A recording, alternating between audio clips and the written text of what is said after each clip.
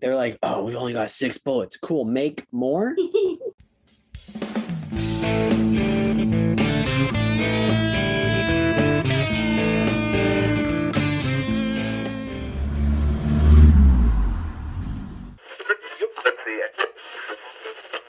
Hello and welcome to Saving People Queering Things, the Supernatural Rewatch podcast, where we talk about ghosts, road trips, and free will through every episode of the TV series Supernatural. Today, we are exploring the 4th episode of Season 3, Sin City, through the theme of shame. I am Noah, one of your hosts. With me today are one of my co-hosts, Abigail, and 2 returning guest hosts very close to me, Hana and Theo. Welcome back, guys. Hey, yo. How are y'all doing? We're doing good. We're doing good. How about y'all? Better now that we are here with you. Very excited for this. Honestly. Me too. It's been a hot minute since we had the sibling crew of the 3 of you on. Your first episode was like in season 1. Holy shit. Oh my God. Yeah, that was way back when. Glad to have you guys back. It's been a blast. Every time's great. So, no pressure, but we got to live up to the hype. Always. All right, bet. Let's go. We got this. That feels like a great moment to do our 30-second recap. So here's what you've missed on the road so far. I will take it upon myself to do that. Amazing. The road so far. Are you ready? Count me. Wait, actually, no, I'm not. Okay, cool. I'm ready. Count me in. Okay. 3, 2, 1. Go. Okie dokie. Season 3 starts off strong. Sam was dead, but now he's back to life and mysteriously darker. Sam and Dean start hunting down demons that they accidentally let out of hell. They are hunted by Ruby, the super cool, super badass demon? Question mark. They get some help from a call on their dad's phone. They go get a bunch of magical power stuff, and then that leads them to more dangerous stuff. But now they have like some superpowers and Ruby's on their side. With Bobby, they have some help for demon hunting. Nice. Woo, woo, woo. Okay, count me in. Okay. 3, 2, 1, go. So Sam and Dean are both having quite opposite reactions to the past day's events. Sam is convinced to go to this town and try and find demons. They go to the town. They find some shady shit. They find some demons. They find some regular people. And they both have opposing reactions. And then they kind of get fucked up and kill the demons. That was great. That was great. Awesome. I Great. liked it. Exactly what it needed to be. Okay. Nicely done on that episode recap, Theo. I thought it was beautiful. But let's change lanes into this week's theme discussion. And today, that means we're moving into the shame lane. Whoa. Yeah. I thought shame was a phenomenal topic for this episode because, Sin City, shame, perfect match. Couldn't go wrong there. What were y'all's biggest takeaways from this episode? The really obvious piece, even just setup wise, is that this episode is full of things that are typically connected to shame. Religion, the concept of sin, like gambling, drinking. Those are all things that are often associated with shame particularly shame inflicted by religious groups. And so I thought that was interesting. Very much so. I also thought it really stood out how much Sam and Dean, when they're split up and they're talking to different people that are trying to get in their heads, and whatever person they're talking to is like, oh yeah, and Sam, is the brains of the group, and Dean is immediately like, shame, I'm not. And Sam is talking to the guy and is like, and he's like, he's the big strong man, and Sam's like feeling shame, oh, so I'm not the big strong man. The parallels and them seeing the other's strength but not their own, and the shame that they feel. That's really good because it's never like Sam is praised for his intelligence. It's always Sam is praised for his intelligence compared to Dean, and Dean is praised for his fighting capacity compared to Sam. So they're always being pitted against each other, and the goal of that always it ends up always resulting in shame. That's that's a really good observation. Using shame to divide them to make them weaker is a strong tool. Yeah. But they prove to be stronger than it in this episode. Yeah. Yeah. In terms of shame, I think the thing that stood out to me the most was the demon couple fronting as a bartender and a priest right? Like this very quintessential forbidden concept in modern Christianity, right? So like very the way that cultural Christianity has worked, like there's supposed to be opposing sides of morality. And so that being like the forbidden romance was an interesting dynamic, especially with them being demons, but also with sort of the empathy that Dean accrues towards them, and vice versa. But I actually think that what stood out to me personally the most in the episode was sort of the like really clear breaking down of like spiritual expectations that Dean has. I thought that was, I mean, it's right, one of the most interesting practices in the episode is Dean realizing like the deviants' hierarchy or like their belief systems, being asked if he believes in God. I think that's delicious to see the show building it in increasingly more often that, hey guys, this is we're gonna go a specific direction. We are going to have God show up here. So we're kind of leaning somewhere. Yeah, that line where she says, "Do you believe in God, Dean? I'd be surprised if you did." And Dean saying, "I don't know, I'd like to." Yeah, like, I don't. What? After like the first 2 seasons and like the way he often like scoffs at religion or faith, like I think about the episode Faith, and we like literally talk about this all the time, but he like scoffs at the idea of faith or the idea of a higher power. But like when he gets in this conversation with this demon, he actually like starts to become a little bit vulnerable and goes, you know, I guess there's nothing to lose by telling a demon that I'm probably going to end up killing, that I would like to believe in God. Mm-hmm. Yeah, I'm curious if he would have said, I mean, debated in my own head if he was just saying that to like get into argument with her. But I am curious if he would have said that prior to the ending of the prior season, like prior to being like facing down, going to hell, if he would have said that I like to believe there's a God. That's true. He hasn't needed personal salvation Yeah. in the same way that he does now. To this extent. Right. Like I think confronted with death as Dean has been, it's not as much a contestation, but the promise of being delivered to hell. Mm-hmm. Yeah, because it's not just death, it's like damnation and and the shame. Even like when you're connecting it back to shame, like Dean felt so much shame and guilt around John sacrificing himself for Dean, and then Dean does the same for Sam. But I think he's still carrying some of that shame about wishing things could have gone differently, or what if all those what ifs that he's, I think, internalized as shame. And so now there's the question of like, can he be saved? But there's also the question of like, do I deserve to be saved? Right. It always comes back to Faith season 1. Yeah, every time. The episodes I've seen. Yeah. It's really good you've seen that crucial episode because, you did take care of me in that respect. You're like, we've got this. I do think it's funny that the last time I was on the podcast, we had an episode where there was a hunter priest, and this episode there's a demon priest. So oh my god, that priest when we were all like, why does he have guns? Oh, he's that kind right, he's that kind of priest. This time it's like, why is this priest at a bar? And you're like, oh, he's a demon, and that's where his partner is. Yeah, it's pretty clever. You guys, oh my god, what's you guys, I had the dumbest realization today while we were watching Supernatural. When I was like watching Bobby clean the colt, and I was like, oh my god, this is so great. He just looks like some sort of redneck backwoods hunter. Oh my god, I love that that's the theme of Americana that they're playing on, right? Is all the southern hunter. Oh my god, that's why they're called that. Bottom of my goddamn heart, that was my realization today.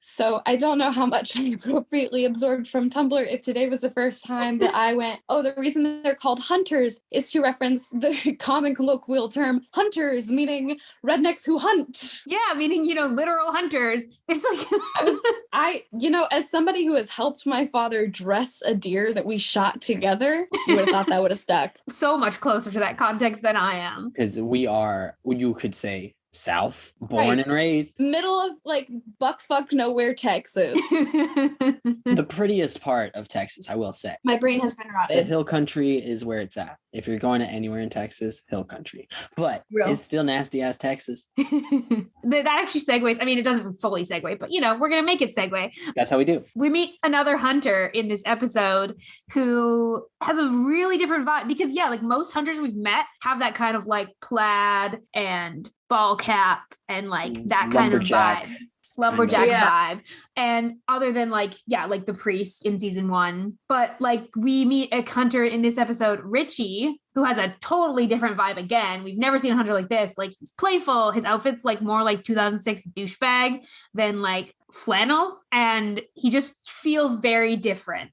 Honestly, I was really at first confused because I was like, has Rich showed up before? Did I miss his introduction? But this was his introduction, right? Yeah. Like they're just supposed to met him off screen at some point, not something that we were introduced to. But yeah, it seems like Dean knows him. It doesn't seem like Sam knows him. It seems like Dean knows him. So we can assume from probably when Sam was at Stanford, somewhere in probably that era, is where he and Dean went on at least a hunt together. Okay. They have a really interesting vibe with each other. Yeah, they have some vibes we'll probably get to later in Gaydar. Yeah, as we do. I forgot this episode existed, or these interactions existed. Yeah. There's a couple of lines that I have written down to quote later. Perfect. Honestly, my favorite use of shame in this episode was when Sam is bribing the bartender, and the bartender's like, what kind of nasty person wants that information? And Sam like hands him more money, and like, okay, that's disgusting. I would never know what kind of place, like putting very much shame on Sam to justify for his own self the price of giving out this information. You know, I really thought that was, and first of all, it was great comedic timing. Oh yeah, it was great, well done. It's like weaponizing shame even more than it's already a weapon. Like yeah, with a clear profit. I mean, he's not doing it to ruin somebody else to make him, but he's just making some cash. Yeah, he doesn't actually care about using the shame to actually make Sam feel bad. He just cares about, he just wants to drive up that price. Yeah, I think that's the backdrop of this whole episode, right? This like making a business and making profit out of shame, right? The bartender demon, right, said that she convinced Trotter she was like, yeah, I made him out to be the bad guy, but all I did was sit him down and explain to him how he could profit over like people's vices, and the priest, right, making a bank off confession, things like that. Just very consistently the backdrop in this episode. And along with that, another example is Dean not exhibiting shame. Like one of the examples of like the lack of shame is like Dean doesn't exhibit any shame about his like sexual interests. And Sam tries real hard to be like, I'm gonna shame you for this. I'm gonna shame you for this. And Dean's just like, yeah, no. And I was watching for it because I mean, I knew the theme was shame. So I was watching for the shame in any moment. And even when the pastor shows up, he notices the father sitting right there and he says, oh, Father, didn't see you there. After he's objectifying all these women, terrible. But he doesn't say it super shamefully to the father, even like it's in his voice. You don't even hear it. He's just so carefree and just about that life at the moment. Yeah. Because where he is. But I was listening and I was like, oh, look at that. Okay. He's acting like it. He's saying that he's shameful about it, but in his tone, not at all. Kind of the opposite of a lot of the other interactions in this episode where people are like being pushed into feeling shame. He is like putting shame on as an act without actually feeling it. So it's not having any of the effect on him or his behavior. It's just being, again, sort of like used because that's what he should feel, or that's what societally he should. Yeah. And he pushes it back on the pastor because he's like, didn't expect to see you in a place like this. Like, that's a very direct, like, whip around. Yeah. He's like, he's like, who's the real problem? We could play this as we could both get uncomfortable and ashamed, or I could be like, well, you know, you're also here. Yeah. So if I should be ashamed, you should be ashamed. Yeah. Another very, very shame-filled phrase was when Dean says, what do I look like later on? And she says, what do I look like? Both of those heavily. Yeah. That scene is super interesting from this theme because she's offering him a deal. I think that's the one moment we do see actual shame from Dean in this episode, where we see him not liking the way he's being perceived, or the way he thinks he's being perceived, and him being, you know, because he immediately makes it about like his identity. And that's like what shame is. Like so much of shame is about like identity and about feeling like you're identities being called into question, or your positive attributes are being called into question, or you're being made to feel bad, not just about like what you do, but about like who you are as a person. Right. And Dean immediately again whips that around and goes like, first, like, what do I look like? And then she does the same thing and goes, you know, like, what do I look like? It's super, super interesting. Yeah. Honestly, a fascinating theme to view it through for this episode. Very well chosen. Oh, and another part I just remembered looking at my notes near the end when Dean's talking to Bobby and he's like, he's so scared. He's so terrified to even throw out the notion that Sam is not all right, that Sam is not doing okay. It, like, I don't know if it's quite shame, but he's so scared to even confront the idea and to bring it up and be like, there's actually like a bit of something that I've seen, like It's not quite shame, but it's shame is a part of it for sure. yeah, like he's not ashamed, he's ashamed of how terrified he is. Yeah. And of the fact that he's questioning Sam. Yeah. His closest confidant in life and death. And like him questioning Sam means he's also going to be starting to turn some of that shame on himself because he made the decision to save Sam. And like the demon, Azazel, in right after he brought Sam back, like right before they kill Azazel, Azazel says, you know, how certain are you that what you brought back is 100% pure Sam? So the demon was already trying to plant those doubts. And so then Dean is like internalizing that as like, if it's not 100% Sam, like that's on me. I'm the one that brought him back. Like if I brought back something that wasn't 100% Sam. And not just that, but he's unleashed that Sam on the world, and Dean won't even be around to take care of it, you know?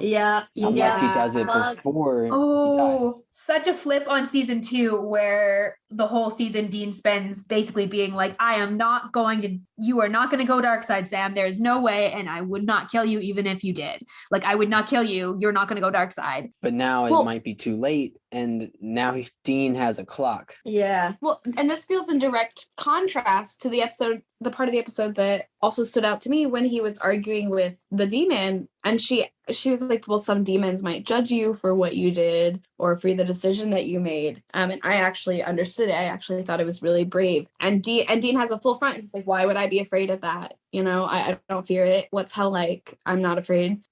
Where he very clearly is putting forth, I don't have any regret. I don't have any shame about this. This was my decision. I stand by it, versus looking at the consequences of that decision for Sam, not him, when he does feel shame. Yeah. He wouldn't feel, he doesn't, there's no regret on the personal level.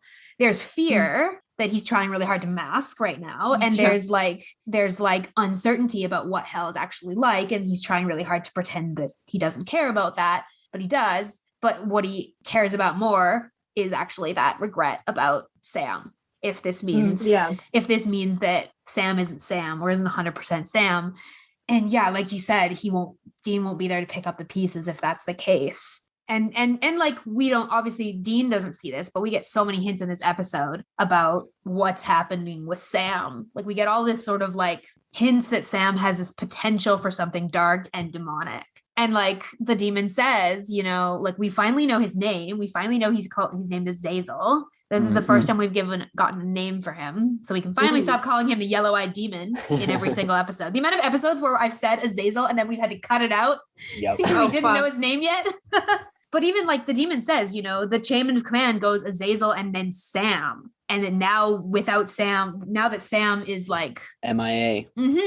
All the demons are like power struggle for the crown. And like it's never been explicitly stated that was the chain of command until this moment, that like with Azazel gone, Sam could have been like leader basically of the demons. Yeah. That's so intimidating. Yeah. Her saying like, I was ready to lead Sam like that. I can't imagine Dean hearing that and being like, okay. Yeah. Like, can you imagine this demon that you've been training your whole life to like kill things exactly like that, and them being like, oh yeah, I totally would have followed your brother until I died for sure. I was ready. Yeah. Like if your brother had opened that gate and been like, now I'm in charge, we would have all flocked to him. Like, damn, like that I think is like, that's the like real concrete information that Dean is terrified of. And that's like when he talks to Bobby, that's where that fear is coming from. Yeah. Fuck. Bobby in that last scene. Okay. I love Bobby. Bobby, every episode he's in is just the best. He's the best part of it. So true. So I did see that on your TikTok. Yeah, the TikTok intro when you were like Bobby Stan. I know. Oh, yeah. I asked Noah, I was like, what are some details? Give me some details about like how you're feeling about the show and like what you like and all that. And he was like, And Bobby. it had to be like Bobby. a strong opinion. And I was like, you know what? The person I feel the strongest about is Bobby, for sure. Because Bobby's just wholesome and great and well-rounded guy. character. And again, in this episode, proves that. Like at the beginning of the episode, he's like taking apart the coal to like figure out how it works. And he does. He and Ruby figure it out. Ow, ow, ow. But Ruby. that last scene where where Dean talks to him about Sam, Bobby responds so quickly with his like assuredness, but his voice is so calm and measured. He says exactly what Dean needs to hear. Not how he really feels at all. It's way too fast of a decision for it really to be what he says. He's already decided so far the other way. He's like, oh yeah, that's a concern. I'm very concerned about what you just said, but right here, right now, nah, bro, not at all. Don't worry about it. Sam's gonna be fine. Don't worry. It's gonna be great. Sam's totally fine. I'm sure of it. He's talking Dean off the ledge too, 100%. because like we also know from the previous like episodes that like Sam and Bobby are already doing research to get to save Dean. And like if Bobby then goes, yeah, I think Sam might be in trouble, Dean's gonna go off the deep end. Yeah, like it's sure. not gonna be pretty. It is not gonna be good. And Dean is already so close to that, just like because of his own personal shit. Yeah. Yeah. He needs Bobby to be there to reassure him. Like de-escalate. So now Bobby knows he's got that little nugget and he tucks it away for a later day. And he says, okay, we'll come back to that when you're ready. Let's put a pin in it. We'll get some more evidence, see how Sam reacts to a few more things, and then we'll deal with it. Yeah. Bobby is like consummate both parent and hunter in the way he reacts. He protects both of them and both of their futures and Sam. Yeah, it's not, Bobby doesn't jump to any conclusions, both because he knows them and loves them. That was so un-Winchester like of him. Not jumping to conclusions. Yeah. He's like, let me take this information in and then take time to process it before I say anything or do anything. I am not going to make a reckless decision. He said, let's think about it. Let's put more than one brain cell towards this problem. I don't have to roast the Winchesters this hard. I mean, they deserve it. They deserve it. True. But Bobby being a hero, and every scene he's in is just my favorite part of Supernatural. This is not about shame, but I guess it kind of in some ways is. Like Dean calls his deal liberating, and he says, what's the point of worrying about a future if you don't have one? Which is almost like an interesting counter to shame again, where he's going like, I don't need to be worried about my future. And I also don't need to be ashamed about like, certain things. Like I don't need to be ashamed about like trying to live life up or trying to just, make the best of the time I have. It's liberating to me because like, I don't have to care about like the kind of person that I am because I'm not making it out Long term. He's like, I can't lose any more than I've already lost. Like I've lost the game. I am already dead man walking. With no chance of redemption to turn it around and go to heaven, like there's none of that. So he's free. In some ways he is liberated from like both fear and shame. I mean, he's obviously still feeling both of those things very acutely. Right. He's still human. He can pretend that neither fear or shame have any power over him because fake it till you make it. Or fake it until you can't fake it anymore. Hey. Dean Winchester special. I have like one more note, and it's just about like the Sam and Ruby conversation, because she says a couple really interesting things to him where, she says to save Dean, to like stop the demons, you're going to have to do things that go against that gentle nature of yours. And then Sam says, I don't have to like it. And she says, you wouldn't be Sam if you did. And she's in a lot of ways like actually affirming that he shouldn't be ashamed of who he is. Yeah. She's saying you're going to have to go do things that might make you feel ashamed. But like the fact that you feel shame about those bad things is what makes you, is what makes you like the person Keeps that you are. Human and not some evil demon serving. Yeah. Well, gang, it's now time to take the exit into our Going Meta section, where we are tracking lore, the Bechdel test, pop culture, and more. First off, Bechdel test. Well, surprise, surprise. We have plenty of females in the in frame. There are multiple female participants of the show, but named none. I don't think. Does the demon that they trap ever get a name? I don't remember. I don't remember. I think she does, I think she does. but I don't want. I Because think the pastor asked about her. yeah, but I don't really want to look it up. Yeah. So I'm not It's gonna. fine. They don't talk to another female. Yeah, So the two women do not interact. Yeah. They talk to different women, but two women do not talk. And there's a whole lot of like rampant objectification and in comments. so many different ways. And it's not only like the writing and the like, it's not only that like the male characters are like grossly objectifying the women, it's also that like the camera is as well. Yeah. In some ways that are really uncomfortable and like so very unnecessary. Even with an episode like this where they're like talking about where like there's so many themes of like shame and like there are ways to like do that could have still had some of the same subject matter without the like blatant misogyny and sexism and objectification that like the camera does. They could have gotten the point across a lot easier without disrespecting women like that. For sure. Unnecessary. Bechdel test is a big fat no again. But get this. I was checking into the lore for this episode. And so we've already mentioned that this is Azazel's his first name drop. We also get Lucifer. Yeah. I mean, I think they've mentioned him before as in passing as the devil and whatnot, but this one they give him a lot more backstory and character development. And it's like from a demon too. Like we've had like references to like the devil, but in more of the like colloquial, like, you know, devil is the big bad guy sort of thing. Yeah. This is like a demon being like, no, Lucifer's a real dude. Lucifer's this person that I worship. Here's why. Yeah, you have a god. His name's like Dean being like, you have a god. His name's Lucifer. That's how we are like getting introduced to like Lucifer as a. Well, no, it wasn't even. She said like the king of hell or something, and Dean said Lucifer, and she said your name, not ours. No, she said that to the devil. No, I think it was Lucifer. No. I think that was. She calls him Lucifer. She says he's not the devil. Like she's like that's not his name. Oh, then I totally messed. Well, yeah, it's the devil. The point you're making though is a good one, Theo. I think you're making the point you're making still stands. Yeah, because she says Lucifer, and he's like, I like the devil, and she says your word, not ours. Yeah. So she's like, hey, he's not a devil. He's a fallen angel. Like he is a beautiful being that went astray from that guy's plan, but fuck that guy. This plan's better, you know? That weird line about, God wanted to put people above him or required him to put people before himself, and he refused, and that's why he fell. That was it was an odd phrasing. Like it's very, very clear that she's gotten such a skewed perspective of, I mean, and so have humans too, like of that story and that event of what really happened. They have totally different narratives about like Completely. what is Lucifer is Lucifer a god or the devil? And like depends on your perspective. Yeah.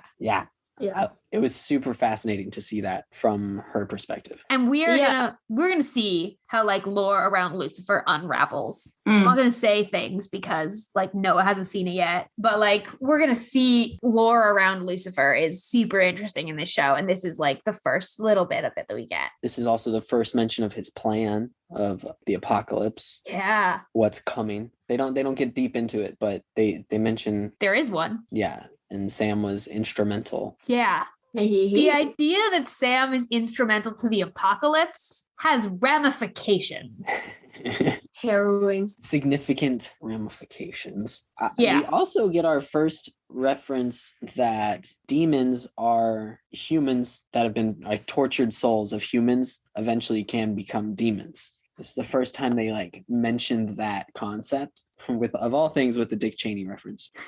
Pop culture, I guess, but they say that they've got a spot reserved for him. Like he's not yet a demon, but not yet. Right. The idea that you can turn into a demon. Yeah, because we've already talked about you can turn into a spirit and like a haunted spirit. Mm-hmm. Right. Another terrifying piece of lore, honestly, for like Dean to find out that information.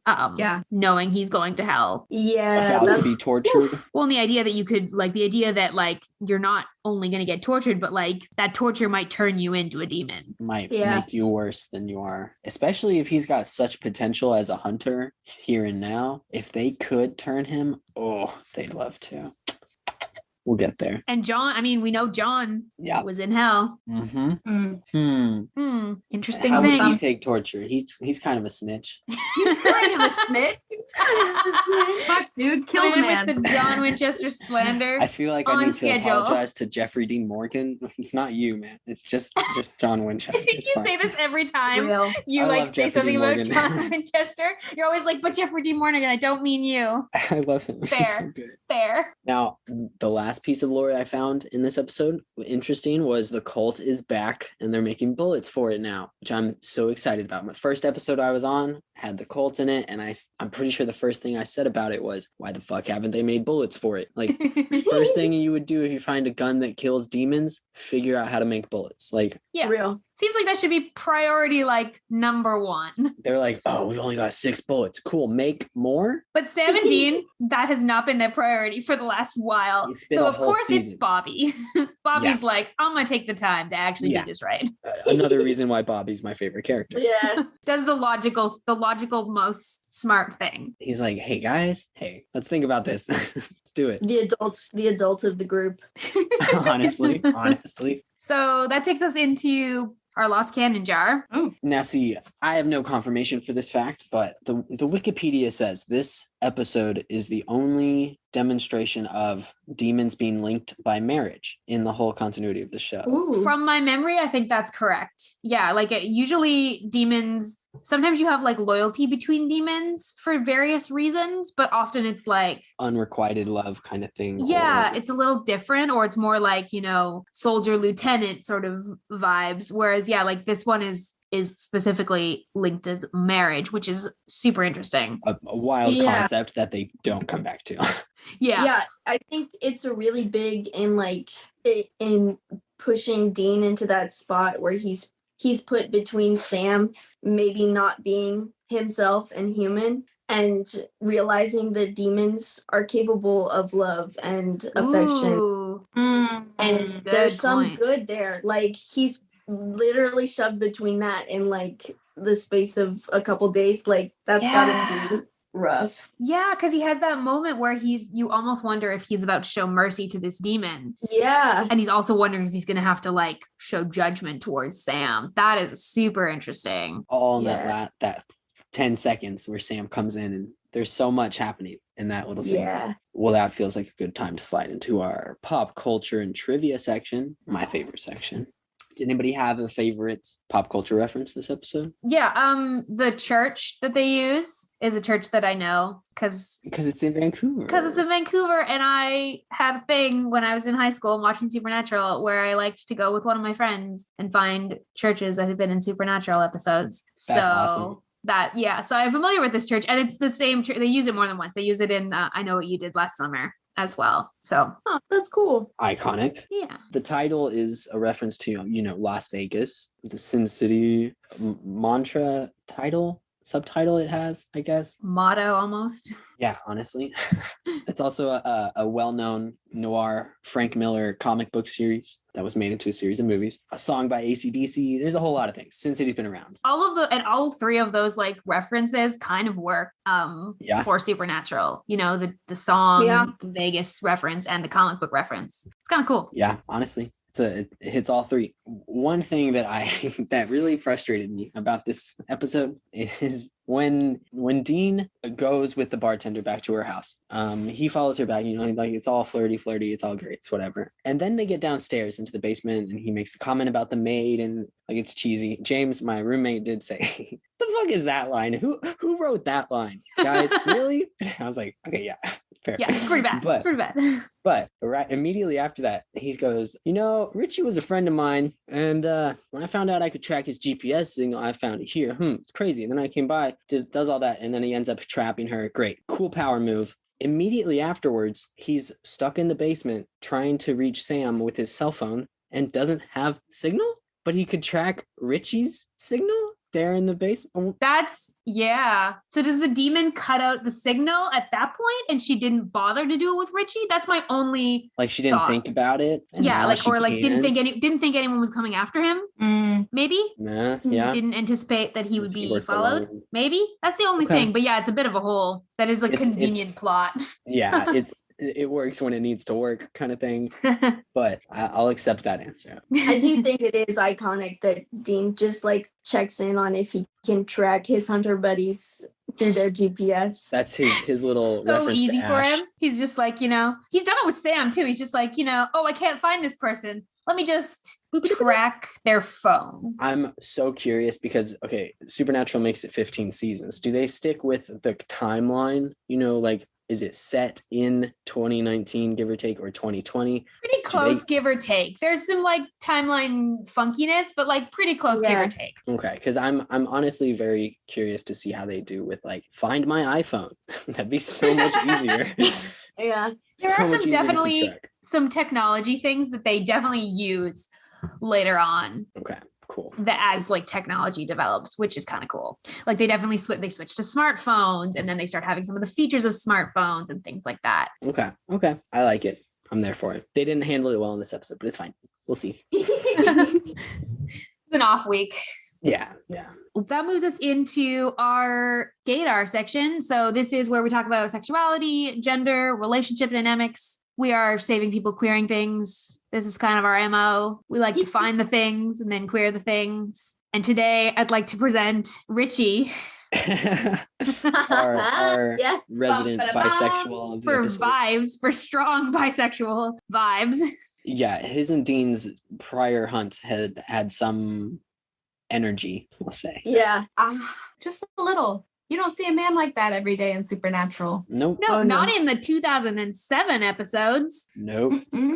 What's up? And Dean's like, he says, Richie, look at you bringing satin back. And then Richie's just like, you like it? Like playing off of it in okay, hey, I'll make it work for you. Like, I'll flirt right back. Okay. It's so good. It was really sad because I was watching the episode and I was like, I don't remember this one. And then Richie walked in and I was like, oh my God, I freaking love Richie. Like, why don't I remember Richie at all? And then he died and I was like, that's why I don't remember Richie He's a one-off. at all. He's another, I know, I didn't remember him either. And I was like, oh. Yeah. And Dean's buddy. like, obviously quite attached to him. He talks about, he's a moron. He's a sweet moron. He's like, how many times do I got to tell him he's going to get himself in trouble? Clearly looking out for him. Yeah. Hurts that he dies so brutally.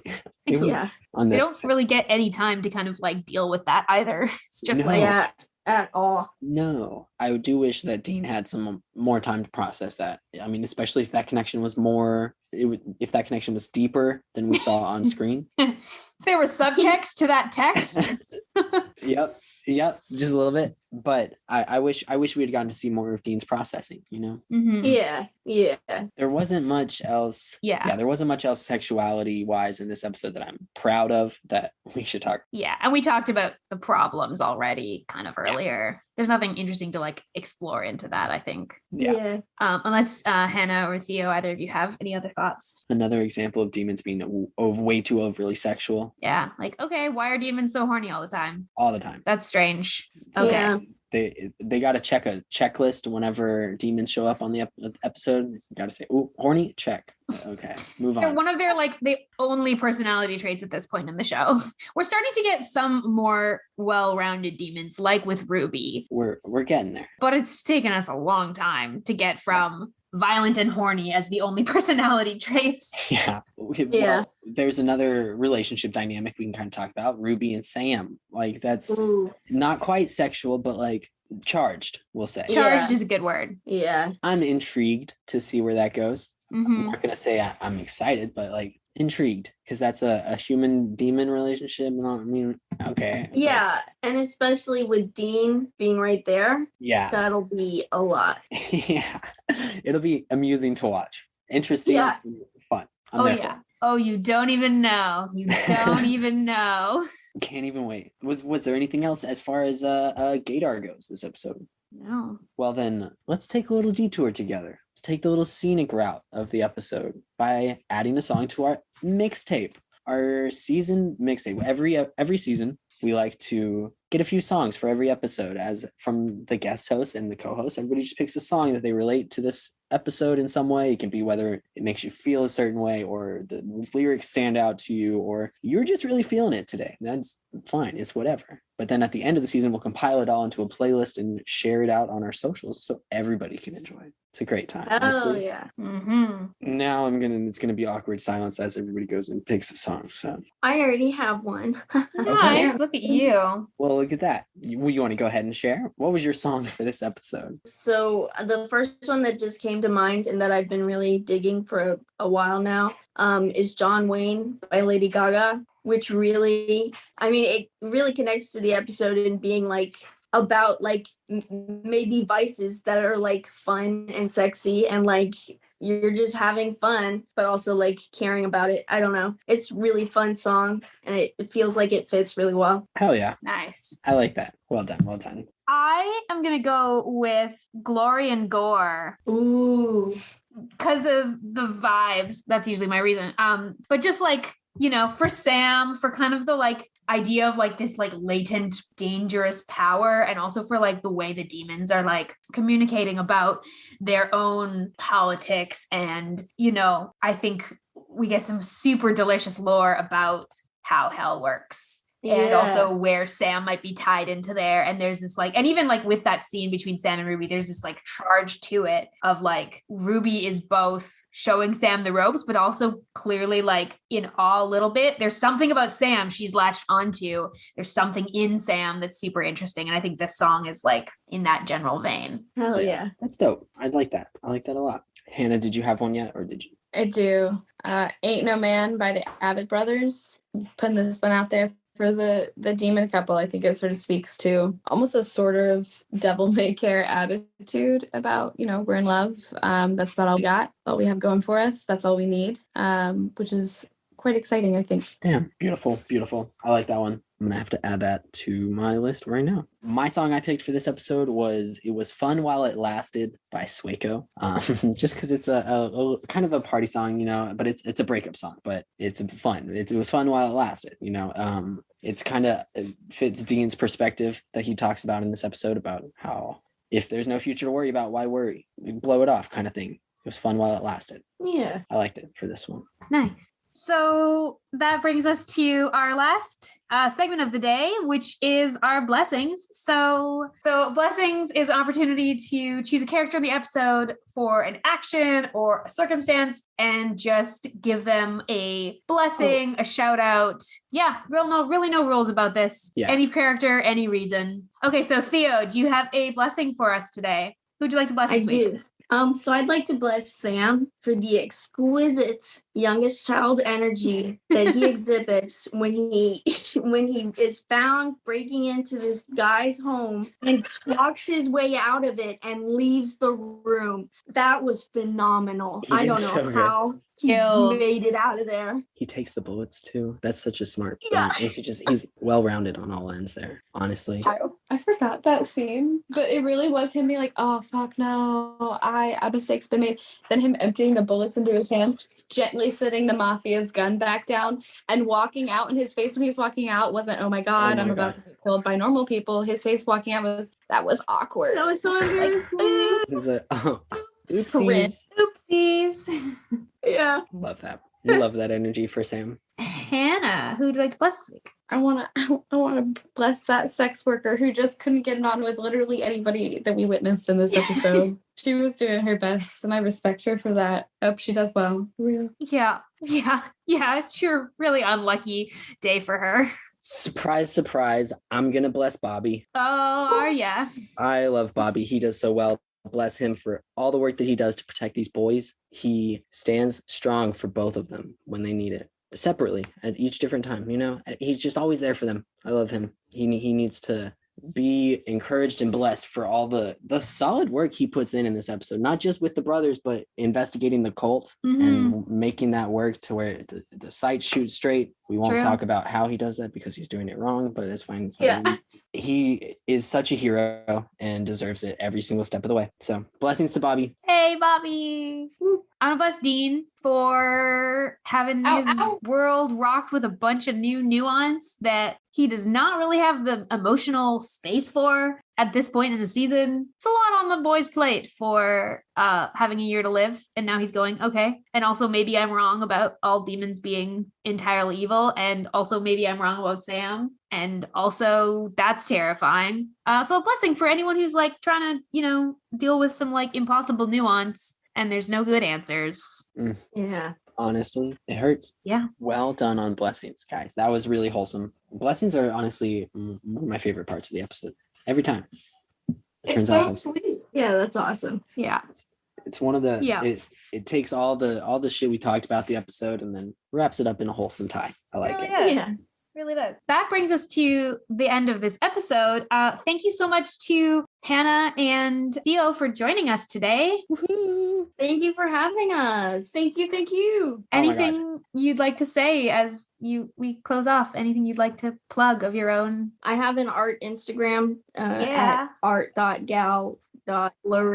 I post about once every 3 weeks, maybe. Phenomenal art. And Phenomenal. it's good shit. It's good It's shit. always great. She's got designs that inspire the best of us. She's so great. Everybody go follow. True. Thank you. It'll be linked. It'll be in the show notes. Definitely go give these guys a follow. I personally love them very much. They're Me instrumental too. in creating me. So thanks. Yeah. guys. Same these. Anytime you want to come back, we can do one a season. I ain't mad at that.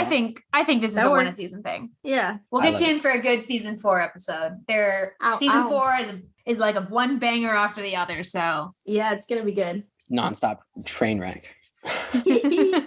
Well, that's all we've got for you today. If you've been riding along with us through season 2, thank you very much. And if you are a new listener, we're so excited to have you here with us riding into season 3. you can make sure you are subscribed to Saving People Queering Things wherever you get your podcasts. We would love to hear from you. So if you have a blessing for a character or a theme you'd like us to explore, you can shoot us a message or leave us a voicemail at queeringthingspodcast.com. You can follow us on TikTok, where we're at Queering Things Pod. Also on Twitter and Instagram, we're at queering_things. You can chat with hosts and fellow listeners on our Discord server. Links to all of that will be in our show notes and on our lovely website. Be sure to ride along with us next week as the boys come face to face with some fairy tales in the flesh. Thank you all for coming along for the ride, and we wish you a peaceful road until we meet again.